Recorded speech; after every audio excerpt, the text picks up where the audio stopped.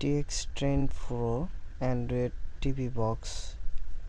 এই টিভি বক্সটি কিভাবে লাগাবেন এবং এখানে কোন পোর্টের কি কাজ সেই ডিটেলসগুলো দেখবেন এই ভিডিওতে। তো এটা প্রথমে খুলে নিচ্ছি।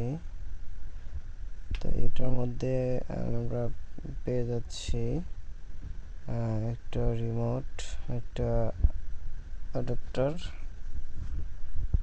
একটা ইউজার ম্যানুয়াল, আর এটা হচ্ছে HDMI কেবল। এটা হচ্ছে আমাদের টিভি বক্স। এটাতে হবে নেট কানেকশন, ওটা এবিটা হচ্ছে বক্স টিভিতে কানেকশন দেওয়ার জন্য, আর HDMI-তে এলইডি টিভি কানেকশন দেওয়ার জন্য ব্যবহার করা হয়। HDMI কেবল একটা হবে টিভির মধ্যে, আর একটা হবে টিভি বক্স, যেটা এবার টিভি বক্সের মধ্যে। তো এগুলো এইভাবে কানেকশন করে নিব। তো এখানে আমি টিভি বক্সের সাথে কানেকশন করে নিচ্ছি। এখানে মেমোরির অপশন এবং ইউএসবির অপশন আছে। মাউস, কিবোর্ড দুইটাই কিন্তু ইউজ করা যাবে এই টিভি বক্সের মধ্যে।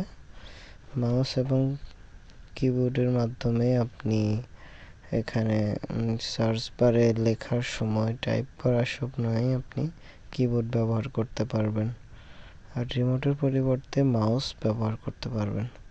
তো এটা হচ্ছে টিভির রিমোট। আমরা টিভিতে আগে HDMI সিলেকশন করব, এই জন্য ইনপুট একটা বাটন টিভির রিমোটে থাকে। ইনপুট বাটনের থেকে আমরা প্রেস করে তারপর HDMI-তে প্রেস করব, তাহলে আমাদের HDMI কেবলের যে ভিডিওটি সেটা এখন শো করবে। সকল প্রকার ইলেকট্রিক্যাল এবং ইলেকট্রনিক্স ভিডিও পেতে MBS টেকনোলজির সাথেই থাকুন। লাইক, কমেন্ট, শেয়ার করুন। ওকে, আমাদের টিভি বক্সটি ওপেন হওয়ার পর এরকম আসবে। তো